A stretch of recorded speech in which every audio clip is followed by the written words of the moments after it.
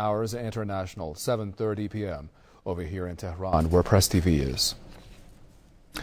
New footage has emerged from Bahrain showing the brutal Saudi-led Bahraini crackdown on anti-government protesters. Have a look.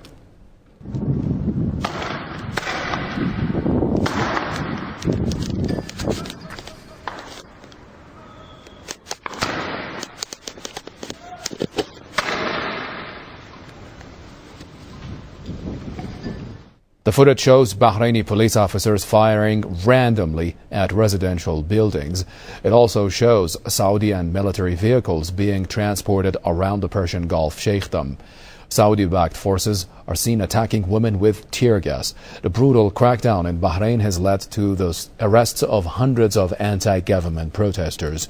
It began shortly after the revolutionaries began to call for an end to the decades-long rule of the Al Khalifa family.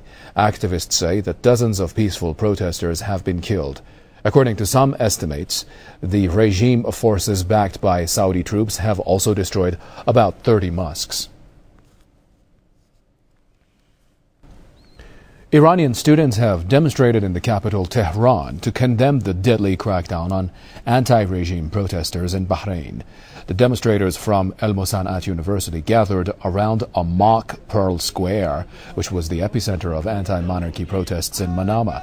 The Saudi-backed regime forces razed the square to the ground there in an effort to end the revolution. Iranian protesters also condemned the silence of the international community, especially the U.S., in the face of the violent crackdown in Bahrain.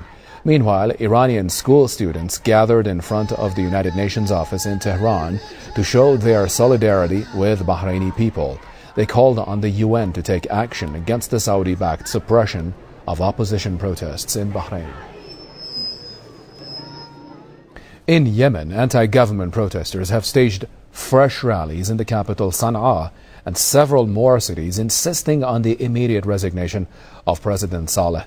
This as Ali Abdullah Saleh's refusal to sign an Arab-mediated deal has forced the Persian Gulf Cooperation Council to call off a ceremony to finalize the deal.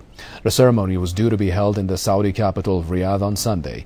Now the GCC says its ministers will meet at the Riyadh air base to discuss the future of the deal. This a day after President Saleh refused to sign the agreement in his capacity as president. Among other things, the GCC deal proposes Saleh's resignation within 30 days of signing the deal in return for immunity from prosecution. Yemeni anti-government protesters have already rejected the deal, saying they will stay on the streets until Saleh steps down. Hundreds of people have been killed and thousands more wounded since opposition protests began in February.